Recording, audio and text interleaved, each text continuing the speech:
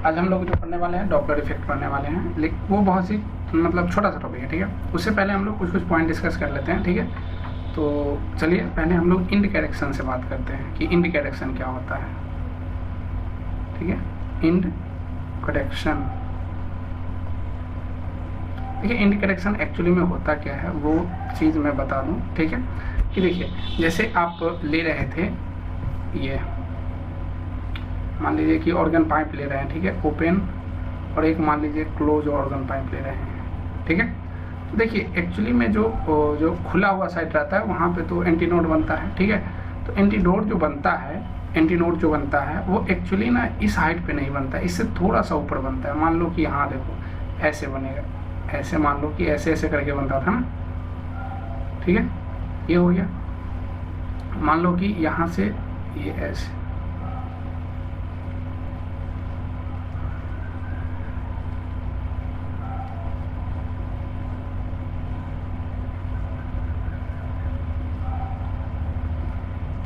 ठीक है।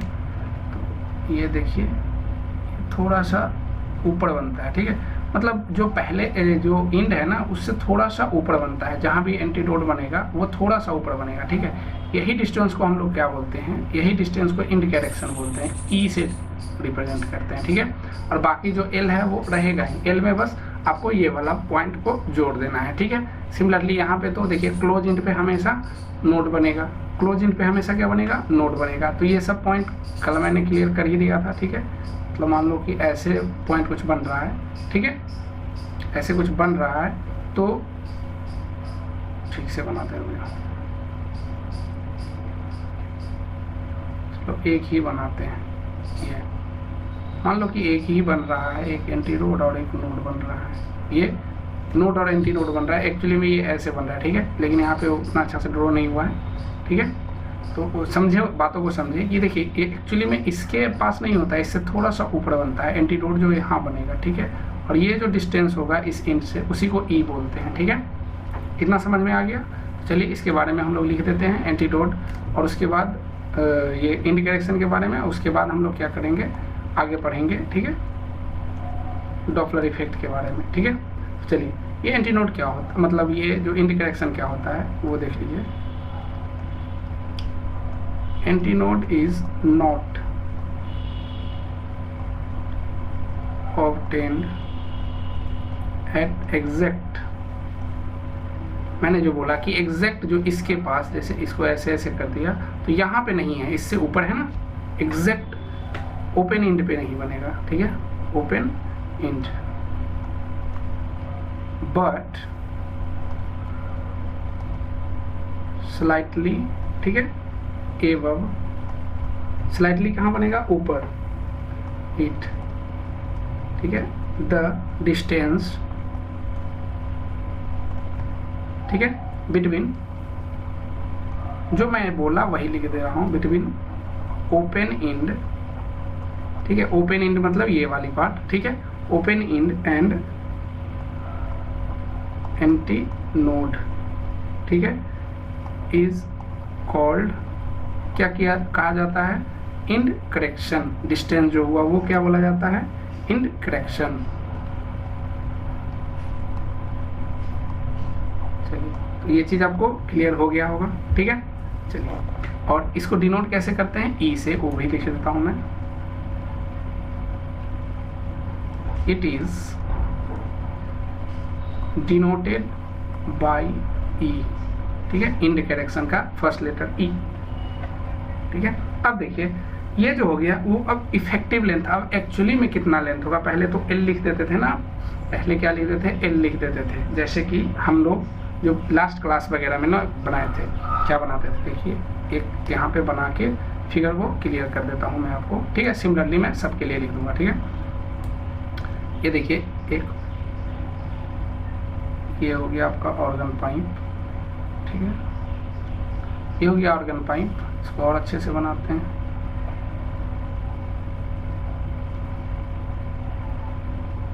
ठीक है। ये मान लीजिए आपका हो गया ऑर्गन पाइप, ठीक है। अब देखिए यहाँ पे नोड एंटीनोड बनता रहता है, ठीक है।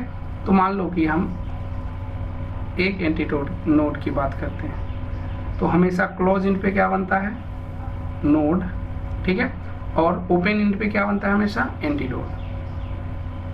ये चीज़ तो लास्ट क्लास में भी हो गया था। अब देखो ये सही है। अब चलिए यहाँ पे ये आपको पता है कि ये बन गया नोड, और यहाँ पे देखो एग्जैक्ट हम ये चीज़ को फिर से ये पेन से दिखा देते हैं।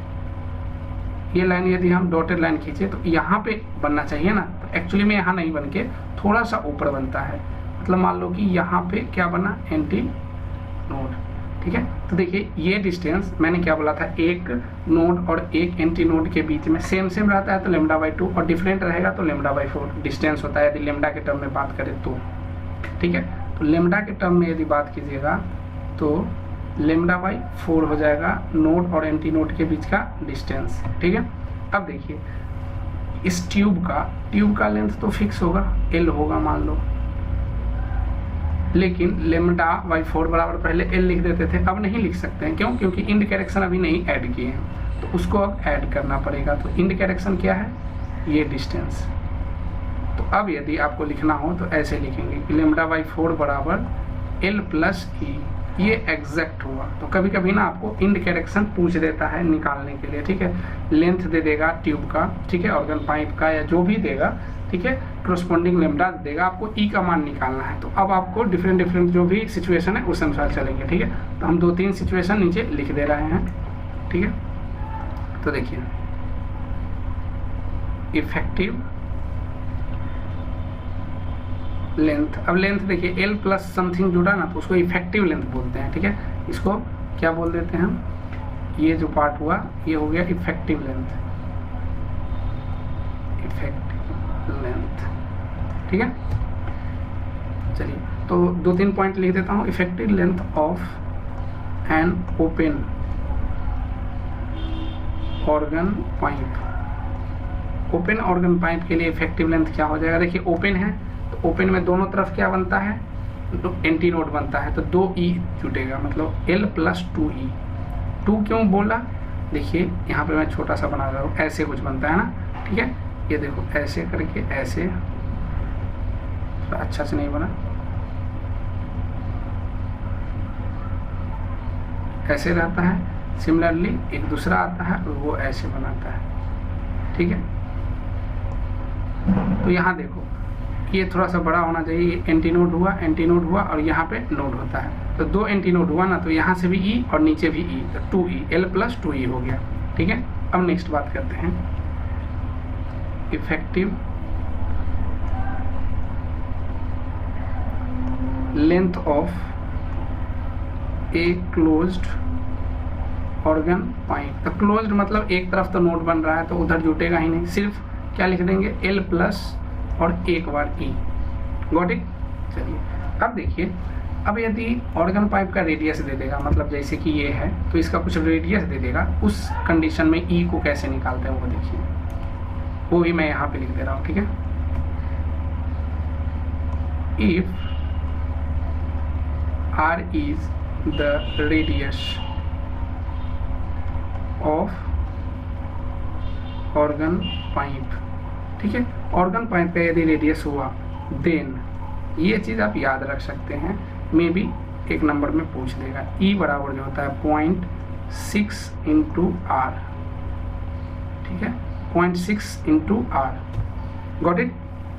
चलिए R क्या हुआ, रेडियस ऑफ, ये क्या हो गया आपका organ pipe, radius of organ pipe. अब चलिए एक आध फैक्टर पे बात करते हैं, एक चीज़ और जो आपको जाननी चाहिए मेरे हिसाब से उसकी बात कर लेते हैं, फिर डॉपलर इफेक्ट पे चलेंगे, ठीक है। तो देखिए फैक्टर अफेक्टिंग फ्रीक्वेंसी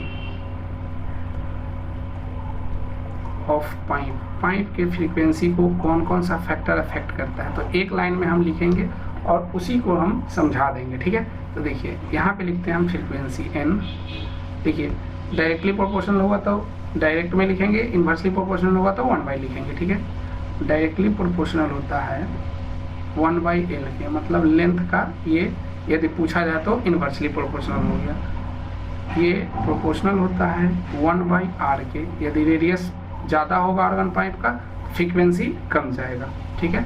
अब हम सब चीज़ का लिख देंगे, ठीक है, नीचे जो टेम्परेचर का होता है वो रूट अंडर, ठीक है, स्क्वायर रूट होता है। उसके बाद मान लीजिए कि प्रेशर की बात कर दिया जाए, एयर प्रेशर का, तो वो भी यही होता है रूट अंडर, ठीक है। डेंसिटी की बात कर लिया जाएगा तो 1/रो, ठीक है। एक लाइन में बस मैं लिख दिया सब चीज़, ठीक है। और एक लास्ट वेलोसिटी की यदि बात कर ले तो डायरेक्टली प्रोपोर्शनल होता है। अब देखिए इसमें समझना क्या है, ये मैं एक लाइन में लिख दिया, मैं 5 पॉइंट बना सकता था, लेकिन उससे ज़्यादा अच्छा है कि एक लाइन में यहाँ से समझ गए। बस आपको याद क्या रखना है, देखिए डिफरेंट पॉइंट्स यहाँ पे मैं लिख देता हूँ। वेयर एन जो है क्या है, फ्रीक्वेंसी है, एन फ्रीक्वेंसी हो गया, एल क्या हुआ, लेंथ हो गया, एल क्या हुआ, लेंथ ऑफ एयर कॉलम, जो भी दिया रहेगा, length of air column, got it. चलिए आर जो हो गया, radius of air column, got it. चलिए अब देखिए टी, टी क्या हो गया, temperature, temperature of air column, ठीक है। पी हो गया प्रेशर ऑफ एयर, ठीक है। और ये रो डेंसिटी, ठीक है, density of air, got it. चलिए आगे बात करते हैं हम लोग वेलोसिटी, लास्ट बचा velocity of sound in air column. अब ये बार बार एयर कॉलम क्या बोल रहे हैं, तो देखिए बस एक चीज़ आप जब भी बनाए हैं यहाँ पे देख लीजिए, यहाँ पे तो यहाँ क्या हुआ, ये जो है ये पार्ट में तो एयर ही है, ये पार्ट में एयर ही है, तो इसी का रेडियस की बात हो रही है, इसी का लेंथ की बात हो रही है, इसमें वेलोसिटी की बात हो रही है, ठीक है। तो आपको हड़बड़ाने की ज़रूरत नहीं है, ठीक है। डायरेक्ट जो ये इसका जो रेडियस होगा वही हो गया एयर कॉलम का रेडियस, ठीक है। चलिए अब हम लोग आगे बात करते हैं। अब किसकी बात करते हैं हम लोग, डायरेक्ट बात कर लेते हैं अब हम लोग डॉपलर इफेक्ट के बारे में, ठीक है। डॉपलर इफेक्ट में एक फॉर्मूला बताएंगे और उससे आपको ना बहुत सारा कंडीशन समझा देंगे, ठीक है। चलिए डॉपलर इफेक्ट की बात करते हैं हम लोग।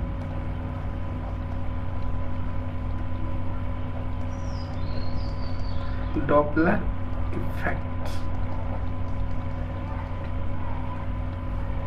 ये डॉपलर इफेक्ट एक्चुअली में है क्या कि देखिए कभी आप कोई भी चीज़ जो आपके तरफ आ रही होगी, हॉर्न मारते हुए मान लीजिए कोई गाड़ी आ रही है, तो देखिएगा कि जैसे जैसे आपके पास आता है ना, उसका फ्रीक्वेंसी आपको ज़्यादा सुनाई देता है। यदि वही आपसे दूर जा रही होगी तो धीरे धीरे उसका फ्रीक्वेंसी कम सुनाई देता है, लेकिन एक्चुअली में ना वो हमेशा वही फ्रीक्वेंसी को छोड़ रहा होता है। लेकिन चूंकि वो आपके बीच में रिलेटिव वेलोसिटी आ गया ना, उसी के कारण वो फ्रीक्वेंसी को मतलब अपरेंट बनाता है, मतलब आपको जो एक्चुअली सुनाई देता है वो एक्चुअल उससे निकला हुआ नहीं रहता। वो तब रहेगा ना जब आप भी रुके हुए हैं और अगला भी जो साउंड निकाल रहा है वो भी रुका हुआ है, तब आपको एक्चुअल फ्रीक्वेंसी सुनाई देगा, ठीक है। हॉर्न हो चाहे कोई भी हो, ट्रेन भी हो, आप सुनते होंगे कि बहुत दूर से आपको सुनाई दे देगा हल्का आवाज़, फिर जैसे जैसे ट्रेन पास आएगी आपको ज़्यादा आवाज़ सुनाई देता है, ठीक है। तो पहले इसके बारे में 2 पॉइंट लिख देते हैं एक्चुअली में है क्या, तब हम इसको एक फार्मूला से ख़त्म कर देंगे। मतलब एक फार्मूला में बहुत सारा कंडीशन है, ठीक है। द फेनोमेना ऑफ एपरेंट, देखिए मैंने बोला था एपरेंट, ठीक है, फ्रीक्वेंसी या change, apparent change in frequency ऐसे लिख देते हैं, ऑफ सोर्स। सोर्स मतलब जो गाड़ी आप बस की बात कर रहे हो या बाइक की या ट्रेन की, उसकी बात हो रही है, ठीक है। ड्यू टू रिलेटिव, जो मैंने बोला कि रिलेटिव मोशन के कारण ये सारी चीज़ हो रही है, relative motion between the source, मतलब जिससे आवाज़ निकल रहा है और आप सुन रहे हैं, तो आप हो गए ऑब्जर्वर एंड ऑब्जर्वर, ठीक है। Observer is called Doppler effect. इतना समझ में आ गया हो तो बताएं। देखिए इसमें दो होता है, पहले उस चीज़ को समझें, इसको गोली मारिए। देखिए एक होता है सोर्स, ठीक है, एक होता है सोर्स, ठीक होता है, ये सोर्स हो गया, और एक यहाँ पे होता है ऑब्जर्वर। क्या होता है? ऑब्जर्वर, ठीक है। दो लोग होते हैं इसमें, एक होता है ऑब्जर्वर और एक होता है सोर्स। मतलब यहाँ पे ना आप सुनते हो, यहाँ पे आपका ईयर है, ठीक है, मान लो ये आपका ईयर है, अब यहाँ पे ना आपका ईयर है, मान लो ऐसा ही कुछ होता है ईयर, ठीक है, ये आपका ईयर है। और अच्छे से बनाया जाए,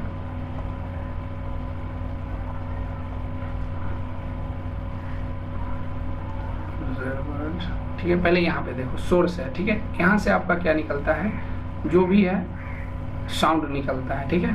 तो ये यहाँ से साउंड आपको निकलेगा और इधर जा रहा है, ठीक है। और आप यहाँ ऑब्जर्वर है, यहाँ पे आप ना उस चीज़ को सुन रहे हैं, ठीक है।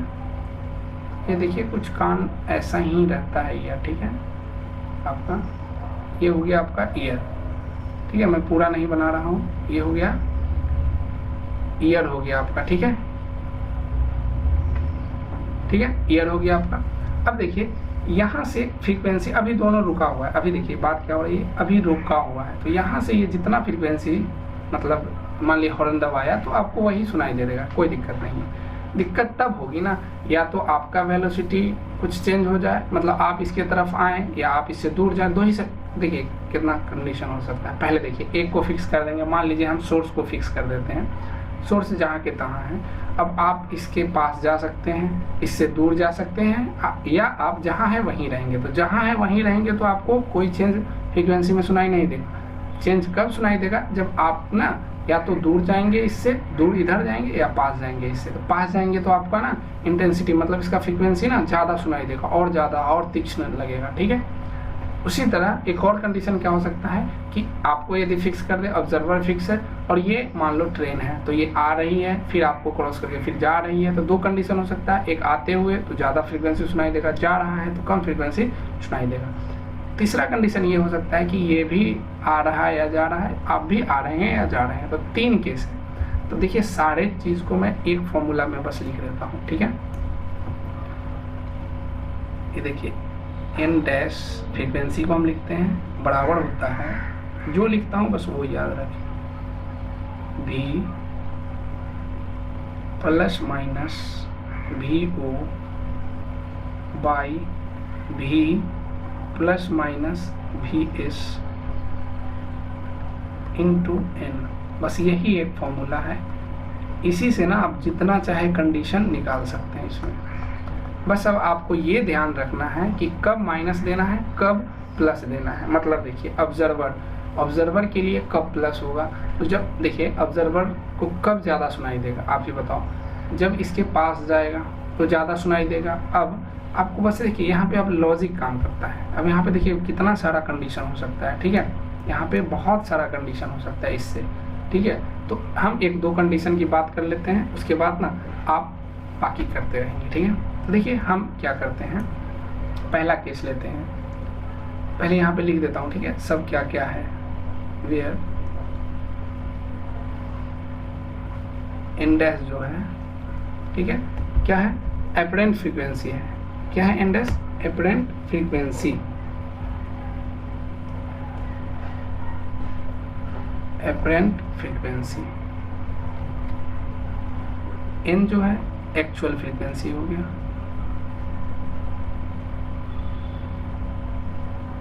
ठीक है। अब देखिए वी नॉट क्या है, वेलोसिटी ऑफ ऑब्जर्वर, ठीक है।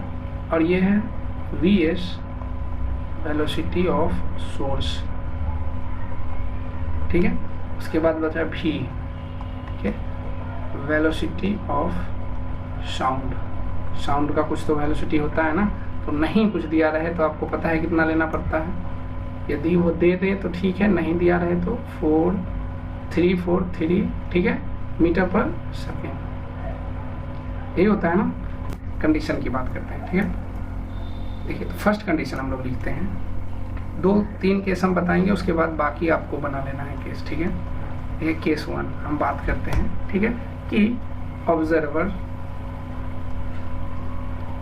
ठीक है, ऑब्जर्वर क्या है, रेस्ट में है, ठीक है, ऑब्जर्वर मूव नहीं कर रहा है, ठीक है, observer at rest and source moving, ठीक है, किसके तरफ मूव कर रहा है, मूविंग टुवर्ड्स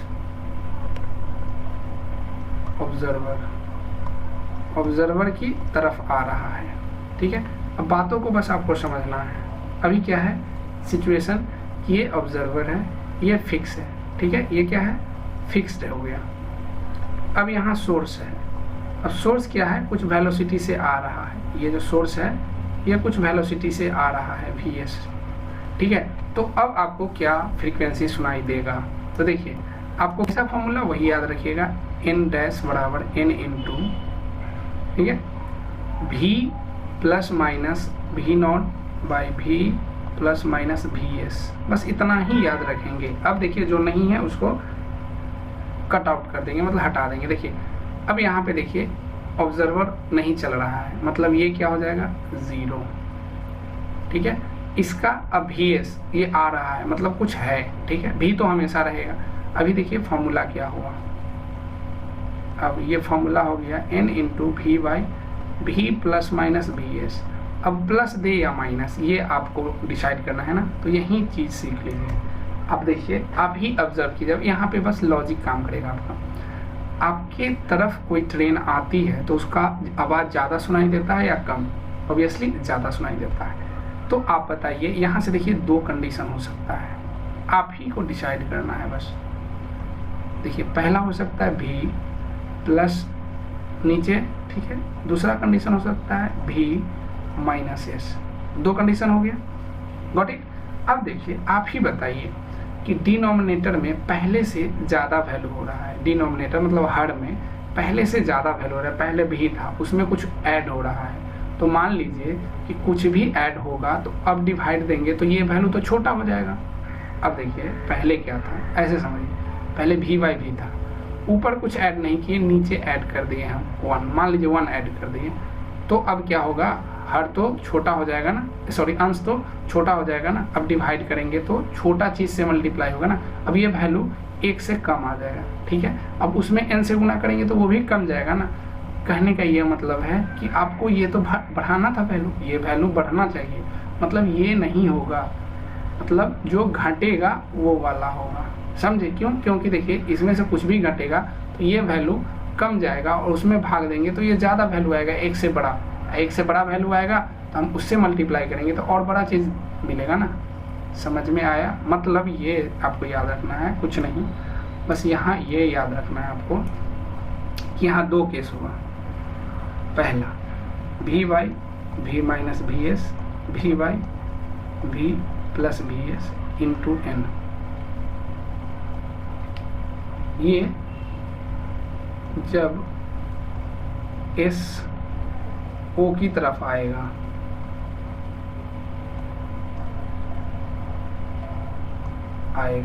ठीक है, मतलब उसके तरफ आएगा, सोर्स जब ऑब्जर्वर की तरफ आएगा, s जब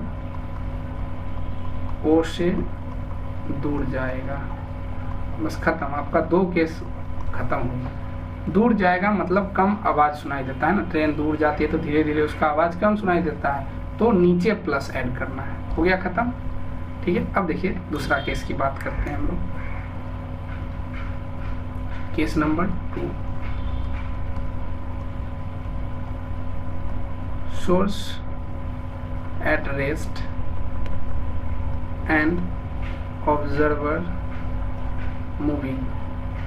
अब हम देखिए किधर जा रहा है ये अभी नहीं लिखे हैं, क्यों, क्योंकि 2 केस हम एक बार में ही सॉल्व करने वाले हैं। कैसे वो देखिए, अब देखिए ऑब्जर्वर रेस्ट है मतलब vs तो 0 हो जाएगा, इसका मीनिंग क्या हुआ, vs बराबर 0, ठीक है। तो आपको अब देखिए ये सोर्स है, अब इसको हम फिक्स कर दिए, ये क्या है, फिक्स है।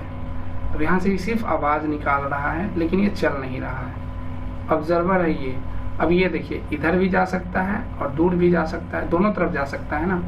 तो मानिए कि आप किसी भी चीज़ से दूर भागेंगे तो आपको आवाज़ तो कम सुनाई देगा, समझ रहे हैं ना, और इसके तरफ जाएंगे तो आवाज़ ज़्यादा सुनाई देगा। तो बस वही चीज़ यहाँ करने जा रहे हैं, दो सिचुएशन लेंगे। तो देखिए डायरेक्ट हम सिचुएशन पे आते हैं। देखिए अब क्या होगा, n डैश बराबर n into v plus minus v not by v, नीचे वी एस तो 0 हो जाएगा, गॉट इट, डायरेक्ट लिख दिए। अब देखिए यहाँ से भी दो चीज़ आ रहा है, कब प्लस लेंगे कब माइनस। तो देखिए एक याद रखिएगा ना तो दूसरा आपको कभी गलती नहीं होगा, सब याद रखने का कोशिश कीजिएगा, हमेशा गलती हो जाएगा। मतलब या तो सोर्स का याद रख ले कि जब इसके तरफ आता था तब क्या होता था, तो माइनस होता था, तो उसके अपोजिट ये हो जाएगा। मतलब समझ रहे हैं, एक को याद रखेंगे तो दूसरा हो जाएगा सही, दोनों याद रखेंगे तो गलत होने का चांस 90% रहेगा, क्योंकि कन्फ्यूज़न हो जाता है। मतलब ये देखिए यहाँ पे पहला कंडीशन ये आ सकता है v plus v not by v, दूसरा v minus v not by v, ठीक है। अब देखिए ये माइनस हो रहा है अंश में, तो अंश में माइनस होगा तो ये वैल्यू तो और छोटा हो जाएगा ना। मतलब ये कब होगा,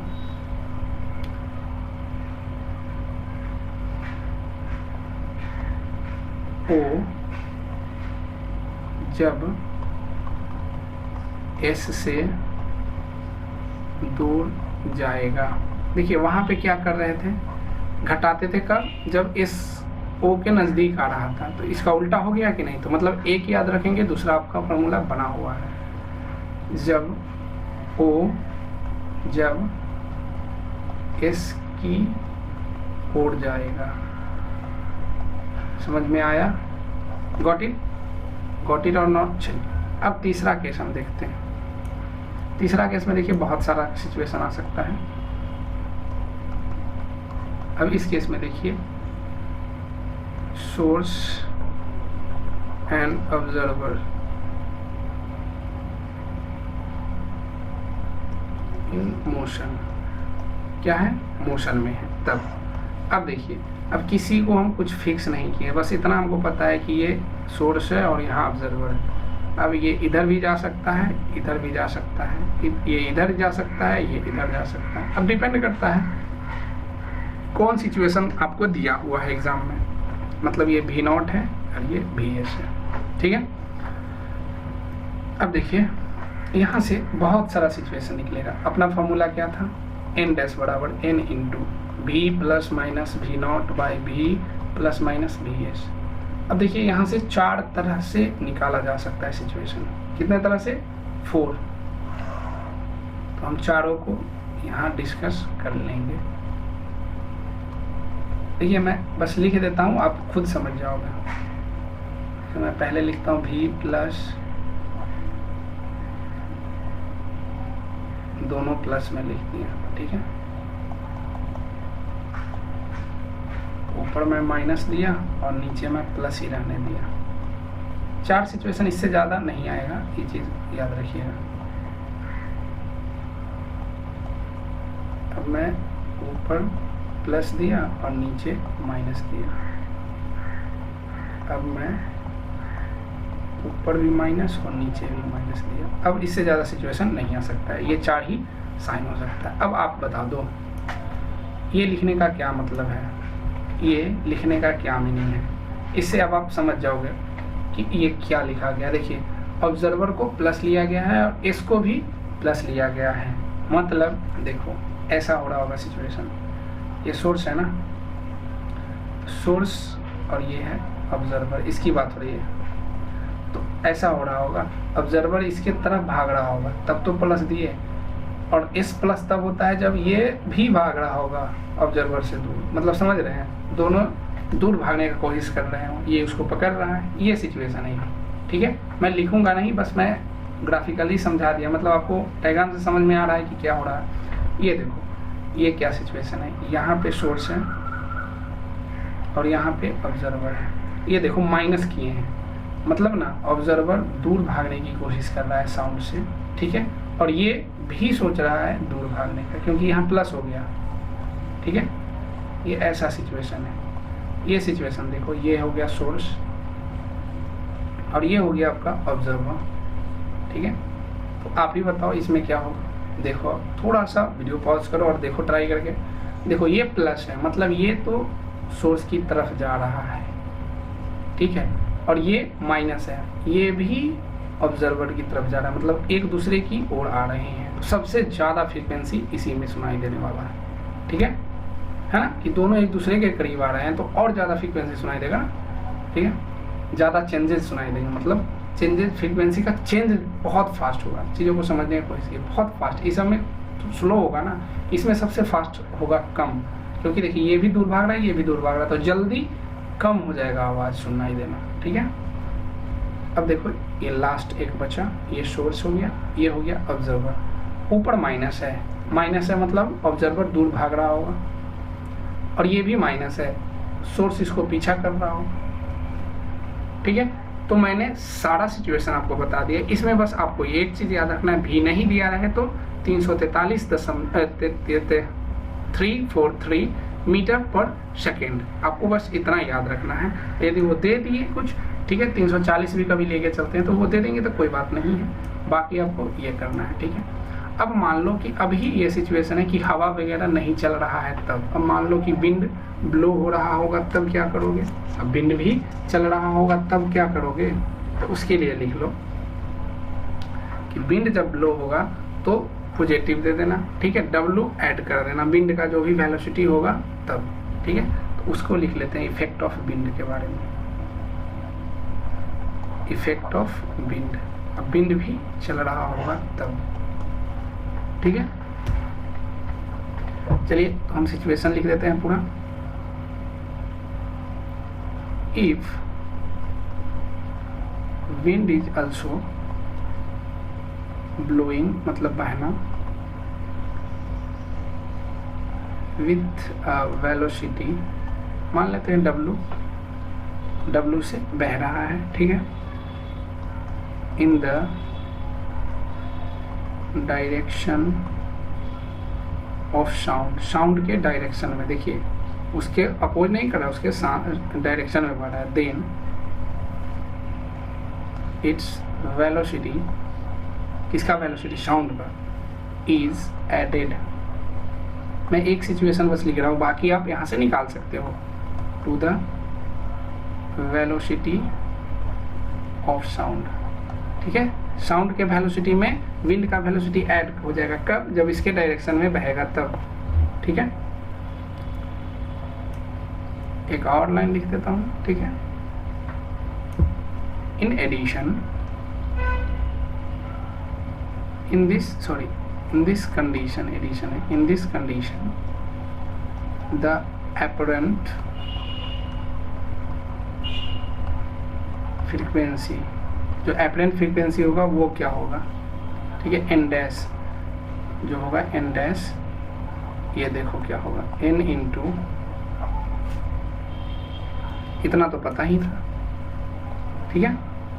अब देखो v plus W by V plus W, देखो माइनस VS। यदि मान लो कि ऑब्जर्वर किसकी तरफ जा रहा हो, सोर्स ऑब्जर्वर की तरफ जा रहा होगा तब। अब ऊपर आप कुछ भी लिख सकते हो, मान लो कि सोर्स भाग रहा होगा दूर तो V माइनस दे दोगे, सोर्स ऑब्जर्वर सोर्स की तरफ आएगा तो प्लस दो देगो। तो ये अब आपके ऊपर है, ये कैसा सिचुएशन है, ऐसा है, देखो ये सोर्स है और ये ऑब्जर्वर है, ठीक है। अब ये क्या हो रहा है, अब यहाँ पे विंड भी बह रहा है, मतलब हवा, तो देखो सोर्स इधर जाने का कोशिश कर रहा है और हवा भी है ना, W वेग से इधर बह रहा है और ये भाग रहा है, कौन भाग रहा है, ऑब्जर्वर। ये ऐसा सिचुएशन के लिए है, बाकी आप सिचुएशन कंट्रोल कर सकते हो। अब एक चीज़ और, जो चीज़ नोट में लिख लीजिए, वो क्या है, वो देखिए कि अभी तक तो मैंने सिंपल आपको बताया, लेकिन जो मेन चीज़ है वो आप कभी ध्यान ही नहीं दिए, क्योंकि मैं वो चीज़ बताया ही नहीं। मान लो कि सोर्स, ठीक है, सोर्स यहाँ पे है, ठीक है, और ऑब्जर्वर इसके लाइन में नहीं है, मतलब समझो सोर्स यहाँ पे है। अभी तक हम क्या ले रहे थे कि ऑब्जर्वर यहीं कहीं होगा सामने, नहीं, अब हम क्या ले रहे हैं कि ऑब्जर्वर मान लो यहाँ पे है, कोई भी एंगल पे हो सकता है, ऑब्जर्वर यहाँ है, तो क्या आप ये VS ही दे दोगे, मतलब VS से ये आ रहा होगा तो क्या VS दे दोगे, तो यहाँ होगा आपका आंसर नहीं। हम वह कंपोनेंट को देंगे जो कंपोनेंट से इसके नज़दीक जा रहा होगा। तो देखो यहाँ मान लो कि ये डिस्टेंस ऐसे हम कर दें, तो यहाँ से यदि मिलाएं और ये थीटा एंगल पे है, मान लो कि दे दिया एक सिचुएशन, ये थोड़ा सा टफ वाली बात है, थीटा एंगल पे है, तो आपको VS से अब मल्टीप्लाई नहीं, मतलब VS को नहीं देखना है, अब इसका VS का कंपोनेंट देखना है, इसके तरफ क्या जा रहा है। तो देखो VS का कौन सा कंपोनेंट जा रहा होगा, VS cos थीटा इसको जा रहा होगा, ठीक है, क्या जा रहा होगा, VS cos theta. Got it और नॉट? चलो समझ में अब आ गया, ठीक है। तो यहाँ पे आप कैसे निकालोगे, फिर से देखो, अब V के जगह पे, VS के जगह पे ना आप ये चीज़ पुट कर दोगे, मतलब एक सिंपल सिचुएशन लेंगे तो एन डैश क्या लेंगे कि सोर्स रुका हुआ है और मतलब ये देखिए ऑब्जर्वर रुका हुआ है, ठीक है, इसका मतलब हो गया फिक्स, ठीक है, ये जो फिक्स हो गया, और ये सोर्स जो है मान लो यहाँ से आ रहा है ऐसे VS से, और ये एंगल जो बना रहा है कितना, थीटा एंगल बना रहा है। उस कंडीशन में एन डैश क्या होगा, n into V by V minus VS into cos theta. ये मैं एक सिचुएशन आपको समझा दिया, बाकी सिचुएशन आप खुद से क्रिएट कर सकते हो। देखो क्योंकि लॉजिक आपको भी क्रिएट करना होगा, क्योंकि कोई भी सिखा नहीं सकता है, ठीक है, कोई भी रटा नहीं सकता, सॉरी, सिखाने का था, मैं सिखा दिया। अब आप डिफरेंट कंडीशन सोचो, उसके अनुसार करो, ठीक है। चलिए तो यहीं पे क्लास को टाटा बाय बाय बोलते हैं, फिर नेक्स्ट क्लास में नया टॉपिक के साथ मिलते हैं। Bye bye, thank you.